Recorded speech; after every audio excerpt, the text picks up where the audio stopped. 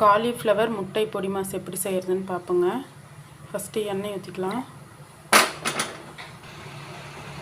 இஞ்சி பூண்டு பேஸ்ட்டு ஒரு டேபிள் ஸ்பூன், வெங்காயங்க,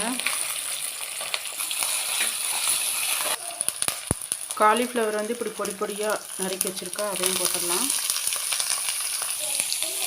இது நல்லா வணக்கணுங்க. அந்த பச்சை வாசம் போகிற மட்டும் நல்லா வணக்கணும். நல்லா வணக்கிக்கலாம். பச்சை வாசம் போகட்டும். அரை ஸ்பூன் உப்பு போட்டு வணக்கிக்கலாம். இப்போ நல்லா வணங்கிடுச்சுங்க. தக்காளி போட்டுக்கலாம். ஒரு தக்காளி, அது ஒரு 2 நிமிஷம் வணக்கி விட்டுக்கலாம். இப்போ வரமிளகாத்தூள் ஒரு ஸ்பூன் போட்டுக்கலாம். கிராம் மசாலா அது ஒரு அரை ஸ்பூன் போட்டுக்கலாம்.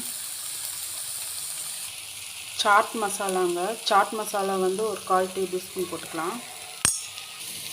1/4 கப் தண்ணி ஊற்றிடலாம். மஞ்சத்தூள் ஒரு 1/4 டீஸ்பூன் போட்டுக்கலாம். இதெல்லாம் ஒரு 5 நிமிஷம் வேகட்டுங்க.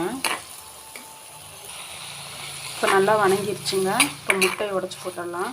நான் 4 முட்டை எடுத்து வச்சுருக்கேன், அதை உடச்சிடலாம். உடச்சி இதில் போட்டுக்கலாம்.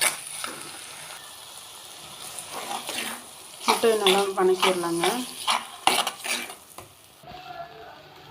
கருவேப்பிலை தழை போட்டுக்கலாங்க. கொத்தமல்லி தழை போட்டுக்கலாம். பெப்பர் ஒரு அரை ஸ்பூன் போட்டுக்கலாம். காலிஃப்ளவர் முட்டை ரெசிபி ரெடிங்க.